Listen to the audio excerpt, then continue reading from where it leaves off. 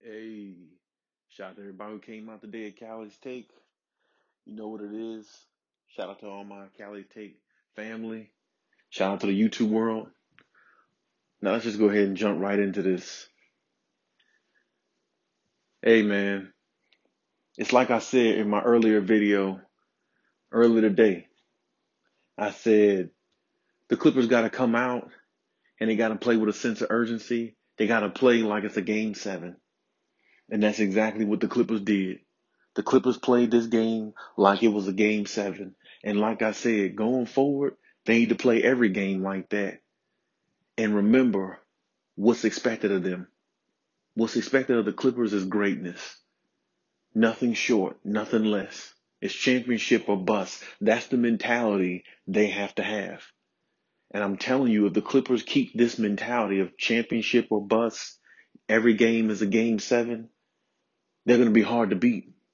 They're going to be really hard to beat because when you look at the talent they got on this team, from Marcus Morris to Reggie Jackson, then on the bench they got Terrence Mann to throw at you. They got Rondo, they got Patrick Beverly, they got Zubac, and they got, you know what I'm saying, DeMarcus Cousins waiting around the corner for you. I mean, they really got a squad. And then with their 2 star players, you know, one in PG who can get hot at any time, and the superstar in Kawhi who just dominates games however he wants to and just so consistent. It, it's unreal what they have. Oh, and I can't forget about, Serge Ibaka and Nicholas Batum as well. You know what I'm saying? They definitely chip in really well. You know what I'm saying? Even though Serge Ibaka's not playing, but I mean, he definitely would be a force if he was out there. If you look at this team, they're really deep, really deep. And I think as long as Ty Lue remember how deep his roster is, he can make any adjustment he needs because they're the deepest team in the NBA. And I've been said before, if the Clippers do make the finals, somehow they find a way to get out of this series and make the finals. I mean, you got to understand, they are probably the better matchup for the Brooklyn Nets if that's who they play in the finals. Because the Brooklyn Nets got a deep roster, but so do the Clippers. And they got a deep roster full of defensive players. The Nets got a deep roster full of offensive players. And that would make an intriguing finals. So, I mean, this game right here, they did exactly what I said. Treat it like a game 7. Put your foot on Dallas's throat and don't let up. Come out this game and punch Dallas in the mouth and see how they respond. Because I knew in my mind, I said, when I looked at last game, game 3, the way Dallas punched the Clippers in the mouth and the way the Clippers responded with a knockout punch, that threw Dallas off mentally. Now Dallas is in panic mode the way they played tonight because they was kind of shaky and they didn't look as confident. But that's the thing. That's what it is right there. You survived their punch and then you knocked them out in game 3. Then you come out game 4 just ready to Operation Kill Everything. And I got to give a shout out to my man, Kawhi Leonard. There again, Kawhi Leonard looked like he was ready to kill any and everything in front of him. I don't even think Kawhi Leonard took that many jump shots tonight. I think everything Kawhi Leonard did was all downhill in the paint. And when your superstar is playing downhill, dead in the paint like that, just going at people and killing them in the paint, it set the tone for what the Clippers were going to do. And people sit there and say, Kawhi is not a good leader. Kawhi is a damn good leader by example. Because when you look at Kawhi, didn't even really take that many jump shots.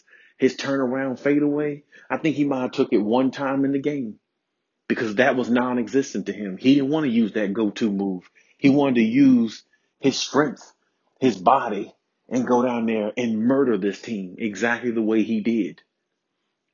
And then Paul George comes out with the spurt that he had, the same one he had last game, where he goes on like an 8-0, 7-8-0 run by himself, get that fire going.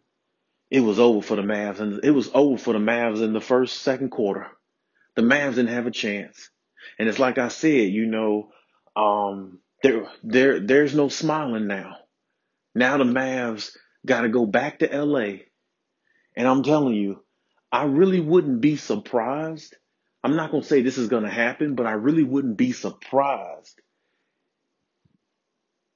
if the Dallas Mavericks don't win another game. I really won't be surprised if Dallas don't win another game in this series, because I feel like these two games right here snatched the soul from the Dallas Mavericks.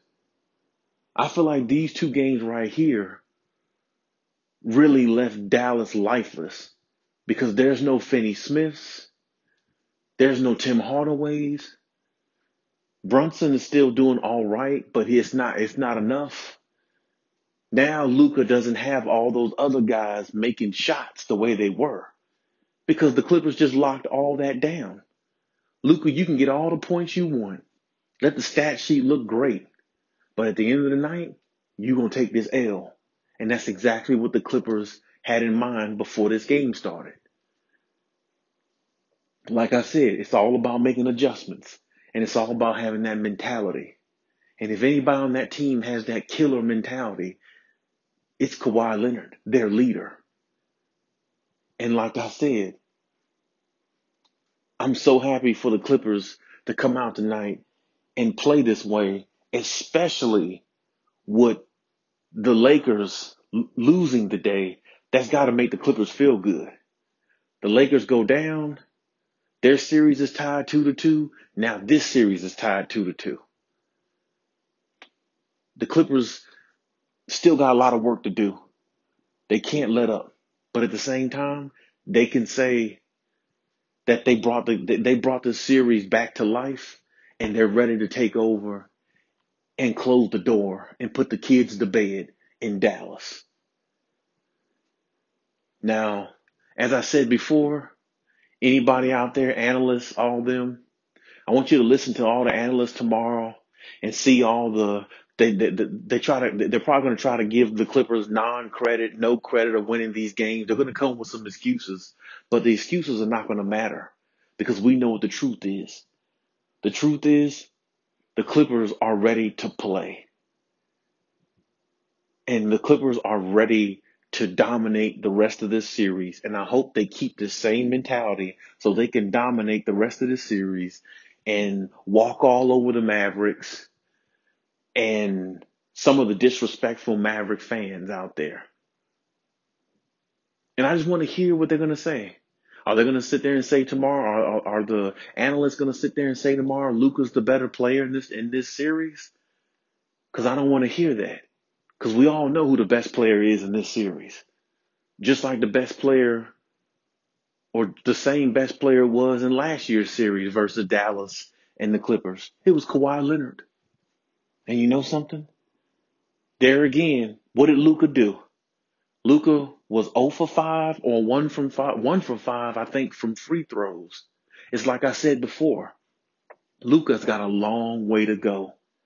He is a great player, but damn, if the boy could shoot free throws at a higher percentage, in the future, he might be one of the greatest players that ever lived if he can shoot free throws. But, until he corrects that, well, he's just a great player with a lot of talent that's got to put it all together. And he will. He will put it all together. But at this point right now, he's not better than Kawhi Leonard. And I think Kawhi Leonard had to let everybody know, just remind everybody who the hell he is. And that's exactly what he did.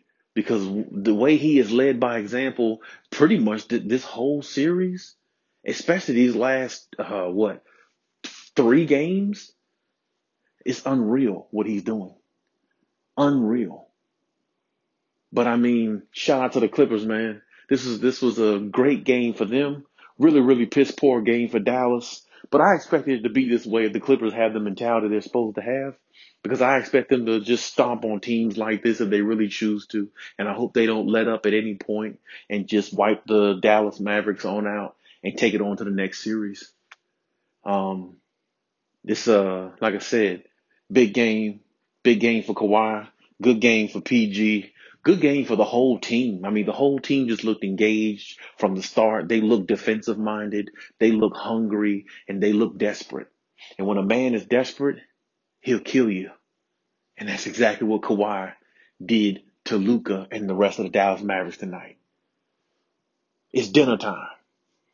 They ate up some Dallas Mavericks. They ate up some barbecue out there in Texas. Now it's time to go home. Now it's time to go home and conquer the rest of this series. So, hey, that's my take on the game. Really good game. Shout out to Dallas. You know what I'm saying? They did the best they could. It wasn't good enough. Shout out to Luka. I know he hurt, but at the same time, it doesn't matter. Everybody's hurt. He came up short tonight. The best player on the floor was Kawhi Leonard. No doubt about it. And shout out to the Clippers for a big win, another one, back-to-back wins.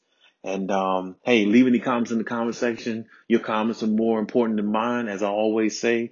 Let's talk about it, Khaliis Tech community. Shout out to the Clippers. Big game, good game. Cali out.